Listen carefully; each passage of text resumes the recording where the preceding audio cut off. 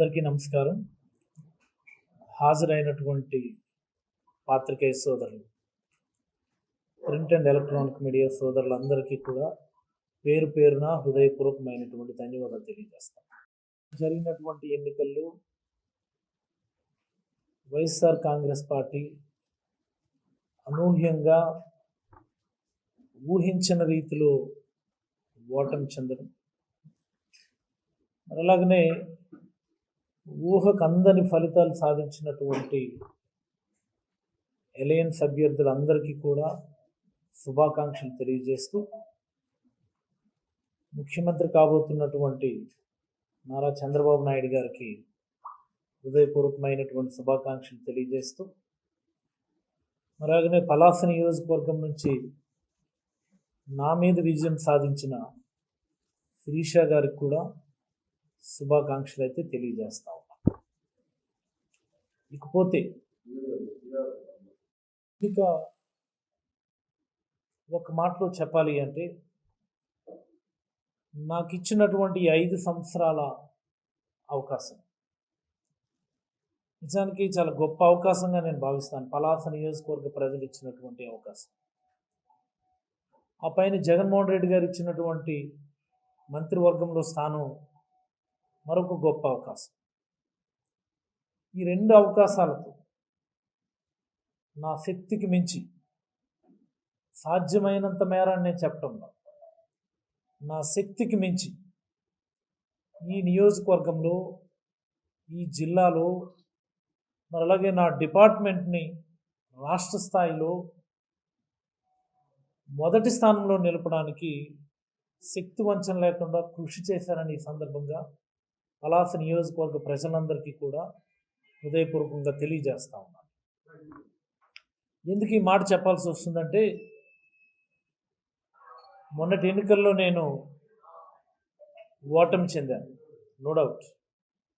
But at the same time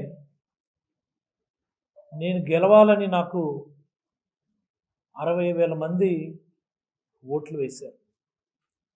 మరి అలాగనే నేను గెలవాలని ప్రతి వైఎస్ఆర్ కాంగ్రెస్ పార్టీ కార్యకర్త కూడా, ప్రతి వైఎస్ఆర్ కాంగ్రెస్ పార్టీ నాయకుడు కూడా శక్తి వంచన లేకుండా కృషి చేశారు. మరి అలాగనే 2019 ఎన్నికల ముందు సైతం ఇలాగనే కృషి చేశారు. మరి 5 ఏళ్ల కాలంలో ఒకసారి గమనించుకోండి, ఏ రోజు నేను నా కుటుంబాన్ని సైతం నేను పెద్దగా ఆలోచించలేదు. నా ప్రజలు, నా కార్యకర్తలు, మన జిల్లా, మన రాష్ట్రం అని రాత్రనక పగలనక తేడా లేకుండా పార్టీలని చూడలేదు, నేను రాజకీయ వైరుధ్యాలను చూడలేదు.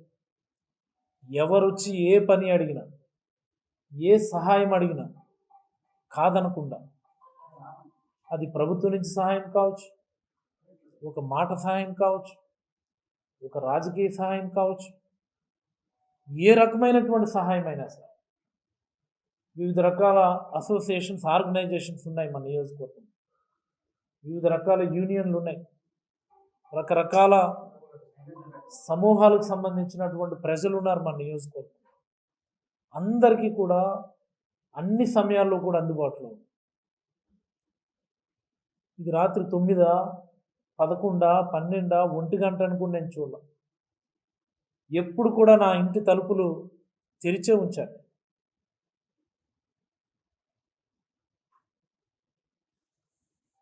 వాస్తవానికి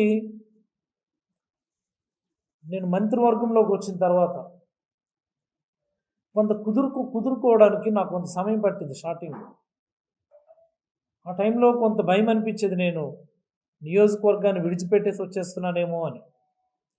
అందుకని ఆ గ్యాప్ రాకుండా కూడా వీలైనంత ఎక్కువ సమయం నియోజకవర్గంలో ప్రజలతోనే, ప్రజల మధ్య ఉండడానికి కూడా నేనైతే శక్తి వంచన లేకుండా పనిచేశాను.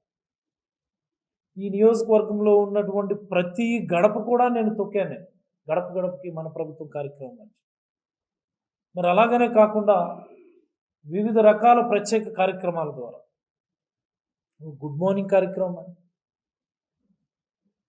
లేకపోతే క్యాంప్ ఆఫీస్లోనే 24 గంటలు కూడా తలుపులు తెరిచే ఉంచి అవసరమైనటువంటి సహకారం సహాయం ప్రజలందరికీ కూడా చేయటం జరిగింది. నాకు ఈరోజు ఎన్నికల ఫలితాలు చూసిన తర్వాత నాకు ఒక రకంగా చెప్పాలి అంటే ఒక రకమైనటువంటి షాక్. నేనేం తప్పు చేశాను అని నాకు మొదట అనిపించింది. సరే, నా మీద ఈ 5 ఏళ్ల కాలంలో విపరీతమైనటువంటి అసత్య ఆరోపణలు చేసి నా ప్రతిష్టను తగ్గించాలను, లేకపోతే నా క్యారెక్టర్ని అసాసినేషన్ చేయాలని ఎన్ని ప్రయత్నాలు చేశారో కూడా మీరు అందరూ కూడా చూశారు. రకరకాల మాధ్యమాల ద్వారా నాకు, నా కుటుంబాన్ని, వ్యక్తిత్వాన్ని హననం చేస్తూ వాళ్ళు చేసినటువంటి వ్యక్తిత్వ దాడి మీరందరూ కూడా చూశారు. ప్రజల కోసమని అన్నిటినీ కూడా భరించి నేనైతే చాలా చిత్తశుద్ధితో ఎక్కడ ఎవరి దగ్గర ఒక రూపాయి అవినీతి చేయకుండా, లంచం తీసుకోకుండా నేనైతే చిత్తశుద్ధితో పనిచేస్తాను. ఇప్పటికీ కూడా చూస్తున్నాను నేను కొన్ని సామాజిక మాధ్యమాల్లో ఏ రకంగా కించపరుస్తూ పోస్టులు పెడుతున్నారో కూడా మీరు అందరూ చూస్తూ ఉన్నారు. ఎన్నికలు అన్నాక ఒకరు గెలుస్తారు, ఒకరు ఓడిపోతారు. ఓడిపోయినటువంటి వాళ్ళు ఎందుకు ఓడిపోయామన్నటువంటి అంశాల మీద స్టడీ చేసుకోవాలి. మరి అలాగనే వాటన్నిటిని సరిచేసుకొని ముందుకు వెళ్ళాలి. ప్రజాసేవ చేసే అవకాశం వచ్చినటువంటి వాళ్ళు మరింత బాధ్యతగా పనిచేయాలి. కానీ ఈరోజు మనం చూస్తే రాష్ట్ర వ్యాప్తంగా, నాట్ ఓన్లీ ఇన్ పలాస, ప్రభుత్వ ఆస్తుల్ని ఎలా ధ్వంసం చేస్తున్నారో తెలుగుదేశం పార్టీకి సంబంధించినటువంటి వ్యక్తులు మనం గత 3-4 రోజులుగా టీవీల్లోనూ సోషల్ మీడియాలోనూ విరివిగా చూస్తూ ఉన్నాం. మారణాయుధాలు పట్టుకొని వీధుల్లో, రోడ్ల మీద స్వైర విహారం చేస్తూ ఏ రకంగా వైఎస్ఆర్ కాంగ్రెస్ పార్టీ శ్రేణుల పైన దాడులు దిగుతున్నారో మనందరం కూడా కల్లారా ఈరోజు చూస్తున్నాము. దీనికోసం కాదు మీకు అధికారం ఇచ్చింది, దీనికోసం కాదు మీకు ఇంత పెద్ద ఎత్తున మ్యాండేట్ ఇచ్చింది. మీకు ఇచ్చినటువంటి అవకాశాన్ని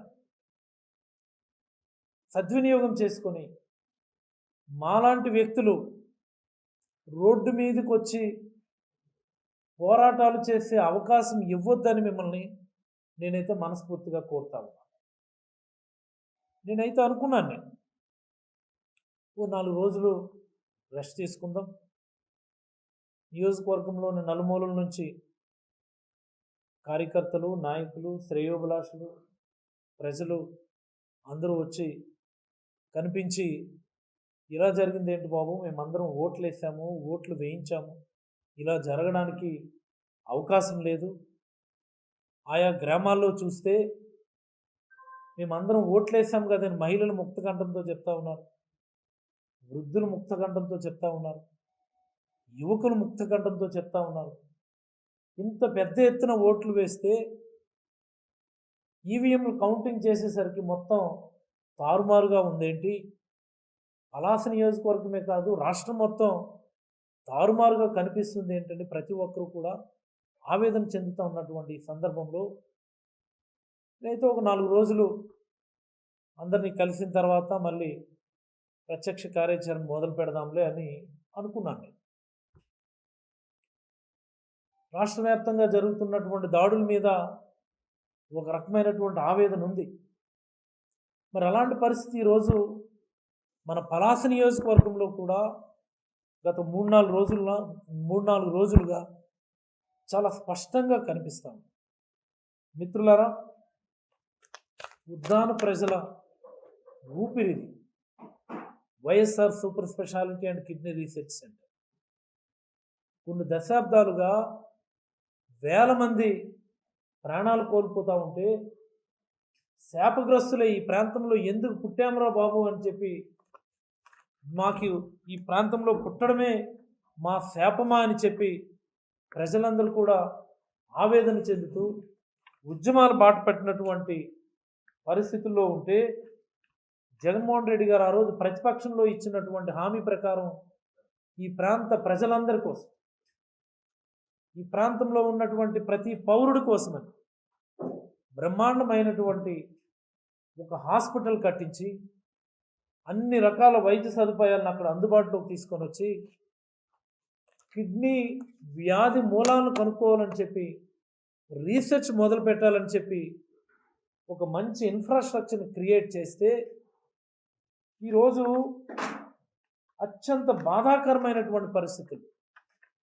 కొంతమంది తెలుగుదేశం పార్టీ నాయకులు వైఎస్ఆర్ సూపర్ స్పెషాలిటీ హాస్పిటల్ అన్నటువంటి పేర్లని డ్యామేజ్ చేసి రిమూవ్ చేశారు. మరి అలాగనే గౌరవ ముఖ్యమంత్రి గారు ప్రారంభించినటువంటి శిలాఫలకాల మీద ఉన్నటువంటి పేర్లు బలవంతంగా దాన్ని చించివేసి కింద పడేసినటువంటి సందర్భం. ఎటుపోతున్నామా? ఇదేమి ఎవరి సొంత ఆస్తి కాదు. ఇది ఈ ప్రాంతంలో వేలాది మంది శాపగ్రస్తులై ఎవరికి చెప్పుకోవాలో తెలియక ఎందుకు ఈ ప్రాంతంలో పుట్టామని బాధపడుతున్నటువంటి సందర్భంలో, ప్రాణాలు కోల్పోతున్న సందర్భంలో, ఆవేదన చెందుతున్న సందర్భంలో, ఉద్యమాలు చేస్తున్నటువంటి సందర్భంలో ప్రజలకు ఒక సంజీవనిలా, ప్రజలకు ఒక దిక్సూచిలా, ప్రజలకు ఒక వెలుగులా నిర్మించినటువంటి ఒక గొప్ప హాస్పిటల్. మీకేమైనా కోపం ఉంటే మా మీద చూపించండి. తెలుగుదేశం నాయకులకు ఒకటే చెప్తా ఉన్నాం, మీకేమైనా కోపం ఉంటే మా మీద చూపించండి, మేము భరిస్తాం. మీరు సోషల్ మీడియాలో రకరకాల మాధ్యమాల్లో మీరు ఎలా తిడుతున్నారు, ఎలా దూషిస్తున్నారు ప్రజలందరూ కూడా చూస్తూ ఉన్నారు. మేమేం దానికి కనీసం సమాధానం కూడా చెప్పడంలా. ప్రజలు మనల్ని కాదన్నారు, వాళ్ళకు అవకాశం ఇచ్చారు కదా అని మేమందరం అన్ని అవమానాలను కూడా భరిస్తూ ఓపికతో ఉన్నాం. దీన్ని ఎవరన్నా హర్షిస్తారా? మీకు నచ్చలేదా? హాస్పిటల్ కట్టడం మీకు నచ్చలేదా? ఉద్దాన ప్రజల కోసం ఒక బ్రహ్మాండమైనటువంటి హాస్పిటల్ కట్టించడం మీకు ఇష్టం లేదా? మీరు పదే పదే ఆ హాస్పిటల్ గురించి విమర్శలు చేస్తూ ఉంటారు. మీరు ఆ హాస్పిటల్లో నెఫ్రాలజిస్ట్ లేడు అని. ఇప్పుడు మీరు అధికారంలోకి వచ్చారు కదా, వెళ్ళి చూడండి అక్కడ నెఫ్రాలజిస్ట్ ఉన్నాడో లేదు. మీరు అధికారంలోనే ఉన్నారు కదా, మీరు వెళ్ళి చూడండి అక్కడ యూరాలజిస్ట్ ఉన్నారో లేదు. మీరు అధికారంలోనే ఉన్నారు కదా, మీరు వెళ్ళి చూడండి అక్కడ వాస్కులర్ సర్జన్ ఉన్నారో లేదు.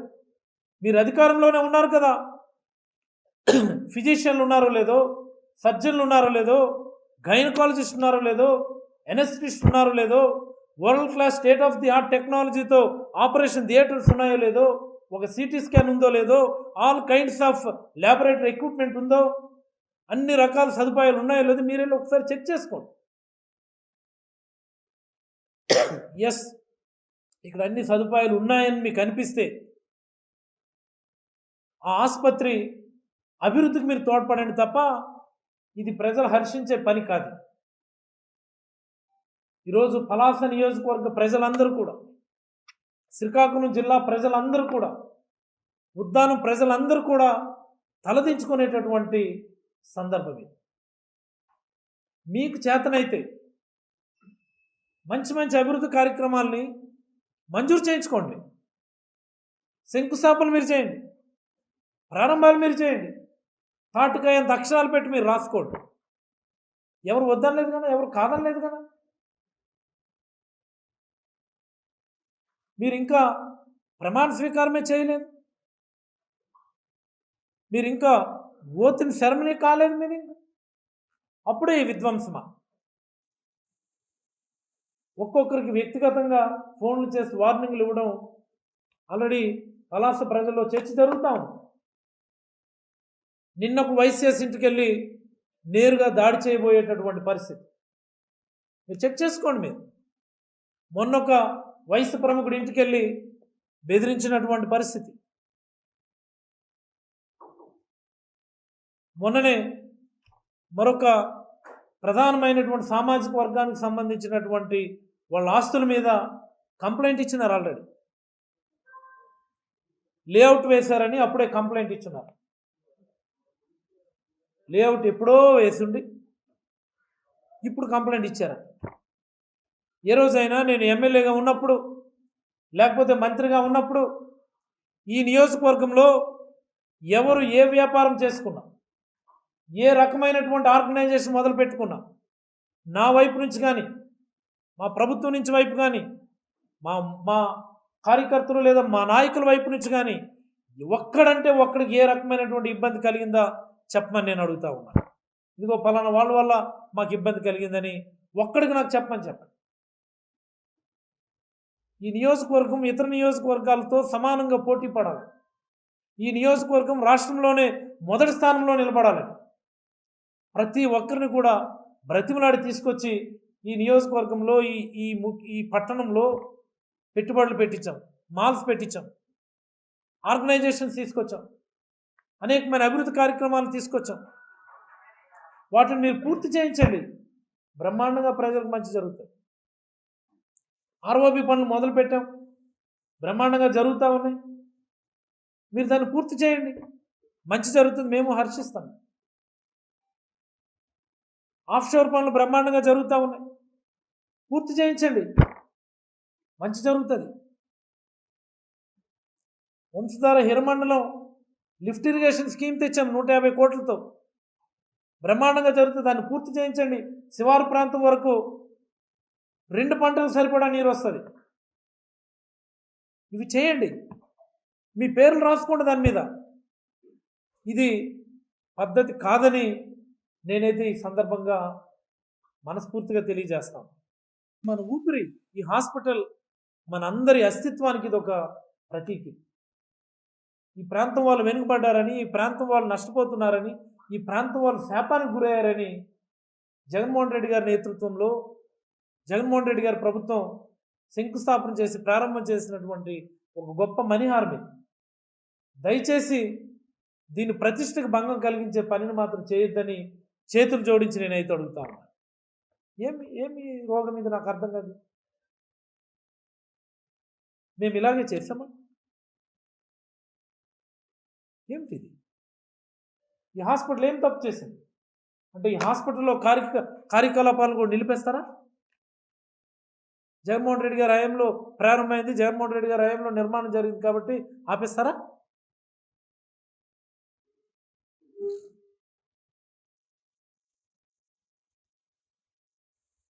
దయచేసి మేము మళ్ళీ ప్రెస్ ముందుకు వచ్చో లేకపోతే రోడ్డెక్కి కార్యక్రమాలు చేసేటటువంటి అవకాశం ఇవ్వకుండా ఒక గొప్ప అవకాశం మీకు పలాస నియోజకవర్గం ప్రజలు ఇచ్చారు.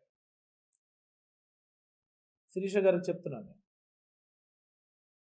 సద్వినియోగం చేసుకోండి, మంచి పేరు తెచ్చుకోండి, ప్రజలకు ఉపయోగపడే మంచి కార్యక్రమాలు చేయండి. మీ మనుషులు ఎలా పేటలేకపోతున్నారో చూస్తున్నాం. మేము మాట్లాడితే అంటారు మీ హయాంలో అలా చేయలేదని.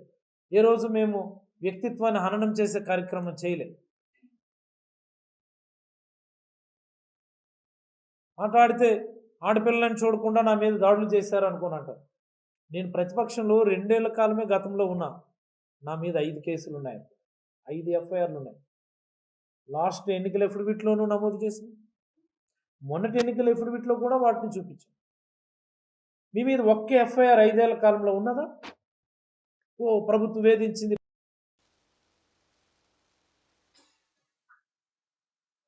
మీకు పెద్ద మెజారిటీతో ప్రజలు గెలిపించారు. ప్రశాంతంగా ఆలోచించుకొని హుషారుగా పనిచేసుకొని ప్రజలకు మంచి చేసే కార్యక్రమాలని మీరు చేయండి.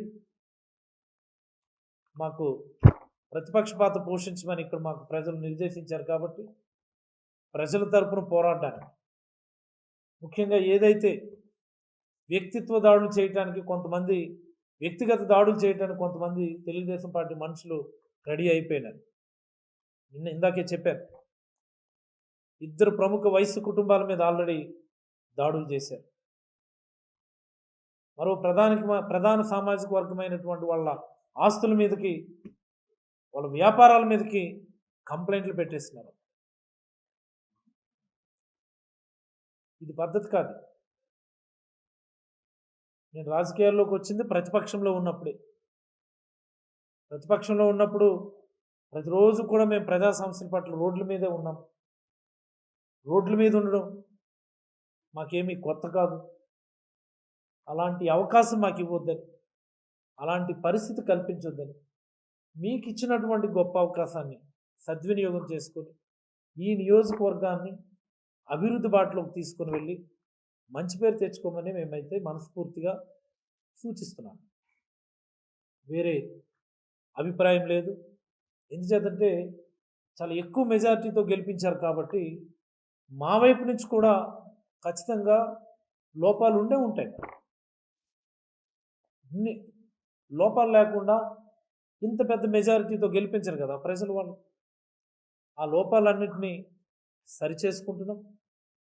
మరింత ఉత్సాహంతో, మరింత బాధ్యతతో, మరింత సంకల్పంతో ప్రజల కోసం, ప్రజా సమస్యల పట్ల, ముఖ్యంగా మా కార్యకర్తల కోసం, మా నాయకుల కోసం మరింత కసిగా పనిచేయటానికి మేము సిద్ధంగా ఉన్నామని, కార్యకర్తలు ఎవ్వరు కూడా అధైర్యపడొద్దని, ఎప్పుడు ఏ రకమైనటువంటి సమస్య వచ్చినా ప్రజలకు కూడా నేను చెప్పదలుచుకున్నాను. మీ వాయిస్ ప్రభుత్వానికి వినపడడం లేదు అని మీరు అనుకుంటే, మీ ఆవేదన ప్రభుత్వానికి తెలియడం లేదని మీకు అనుకుంటే, మీ సోదరుడు డాక్టర్ అప్పలరాజు 24 గంటలు కూడా మీకు అందుబాటులో ఉంటాడని, మీ వాయిస్ని ప్రభుత్వానికి తెలియజేయడానికి, మీ ఆవేదనని ప్రభుత్వం దృష్టిలో పెట్టడానికి, మీ సమస్యని ప్రభుత్వంతో పోరాటం చేయటానికి మీ సోదరుడు doctor Appalaraju, entire YSR Congress party శ్రేణులు, ప్రతి కార్యకర్త, ప్రతి నాయకుడు కూడా సిద్ధంగా ఉన్నారని, ఈ క్షణం నుంచే మీకోసం పనిచేయటం మొదలు పెడుతున్నామని ఈ సందర్భంగా తెలియజేస్తూ, మరొక మారు తెలుగుదేశం శ్రేణులకి ఈ రకమైనటువంటి పనులు చేయదు. ఇది మన ప్రాంతానికి అవమానం.